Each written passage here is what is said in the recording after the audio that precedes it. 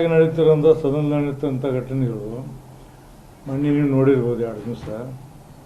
ಆ ಸಭಾಪತಿಗೆ ಯಾರು ಹೇಳಂಗಿಲ್ಲ ತಮ್ಮ ತಿಳಿದು ಮಾಡ್ತಾರೆ, ಗದ್ದಲ ಮಾಡ್ತಾರೆ. ಸದನ ನಡೆಸೋದು ಭಾಳ ಕಷ್ಟದ ಪರಿಸ್ಥಿತಿ ಐತಿ. ಆಮೇಲೆ ಏನಿದೆ ಅಂದರೆ ಇದೆಲ್ಲ ದಿನನಿತ್ಯದ ಇದರಲ್ಲಿ ಸೆಷನ್ ನಡೆಯುವಾಗ ನಾವು ಇಂಥ ಸೀನಿದಾಲ್ಕ ಆ ಸ್ಥಾನದಾಗ ಕೂತ್ಕೊಂಡು ಅದನ್ನು ನಡೆಸಲಿಲ್ಲ ಅಂದ್ರೆ ನಾವು ಅಯೋಗ್ಯರು ಅಂತೇಳಿ ನನಗೆ ಅನಿಸ್ತಾ ಇದ್ದೀನಿ.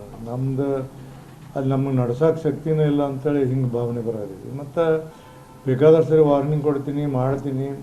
ಮತ್ತು ಇಂಪಾರ್ಟೆಂಟ್ ಇಶ್ಯೂ ಇರ್ತಾವೆ, ಅದ್ರ ಬಗ್ಗೆ ಬಿಟ್ಟು ಬೇರೆ ಬೇರೆ ಇಶ್ಯೂ ಹೋಗ್ತಾರೆ. ಹೀಗಾಗಿ ಬಿಲ್ಗಳಿಗೆ ನಿಮ್ಗೆ ಕೇಳಿ, ಬಿಲ್ ಎಷ್ಟು ಇಂಪಾರ್ಟೆಂಟ್ ಬಿಲ್ ಇರ್ತಾವೆ, ಆ ಬಿಲ್ ಗದ್ದಲಾಗ ಪಾಸ್ ಮಾಡೋದು. ಈ ಕಡೆ ಸರ್ಕಾರದ ಒತ್ತಡ ಬಿಲ್ ಮಾಡಬೇಕು. ಈಗ ನೀವು ಬಜೆಟ್ ಬಿಲ್ ಐತಿ, ಬಜೆಟ್ ಬಿಲ್ ಮಾಡಲಿಕ್ಕೆ ನಾಳೆಲ್ಲ ಯಾರಿಗೂ ಪಗಾರ ಸಿಗೋದಿಲ್ಲ.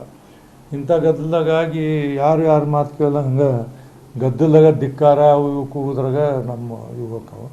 ಮತ್ತು ನಮ್ಮಲ್ಲಿ ಏನು ನಿಯಮ ಐತಂದ್ರೆ ವಿಧಾನ ಪರಿಷತ್ನಲ್ಲಿ ಪ್ಲೇ ಕಾರ್ಡ್ ತರಬಾರ್ದು, ಮತ್ತು ಧಿಕ್ಕಾರಕ್ಕೆ ಹೋಗಬಾರ್ದು, ಹೊರಗಿನ ವಸ್ತು ತರಬಾರ್ದು. ಎಲ್ಲ ತರ್ತಾರೆ, ಪ್ಲೇ ಕಾರ್ಡ್ ತರ್ತಾರೆ, ಅವರು ತರ್ತಾರೆ, ಇವರು ತರ್ತಾರೆ.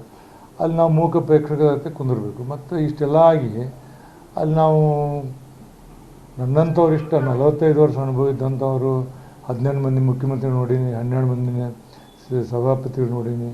ನಾನು ಇಷ್ಟು ಸದನ ನಡ್ಸೋಕೆ ನನ್ನ ಕಡೆ ಯೋಗ್ಯತೆ ಇಲ್ಲಂದ್ರೆ ನಾನು ತಿಳ್ಕೊಂಡೆ. ಇನ್ನೊಬ್ಬರ ಮೇಲೆ ಬ್ಲೇಮ್ ಮಾಡೋದಿಲ್ಲ.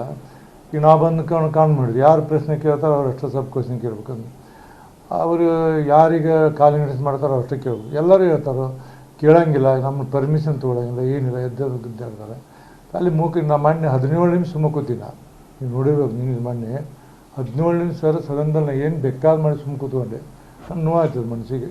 ಅಂದ್ರೆ ಅಷ್ಟು ನಾ ಅಲ್ಲಿ ಇನ್ಎಫಿಷಿಯೆಂಟ್ ಆದ್ನಿಲ್ಲ ಅಂತ ಅನ್ನುವಂಥ ಭಾವನೆ ಬರ್ತದೆ. ಅದಕ್ಕೆ ಈ ಸ್ಥಾನದಲ್ಲಿ ಮುಂದುವರಿದರಲ್ಲಿ ಏನು ಹುರುಳಿಲ್ಲ, ಯಾಕಿರ್ಬೇಕಿಲ್ಲಿ ಅನ್ನುವಂಥ ಒಂದು ತಲೆಯೊಳಗೆ ಬರ ಇರುತ್ತೆ. ಅದಕ್ಕೆ ಮೋಸ್ಟ್ಲಿ ನಾನು ಅಲ್ಲಿ ಇರಬಾರ್ದು ಅಂತ ತೀರ್ಮಾನ ಮಾಡಿದೆ.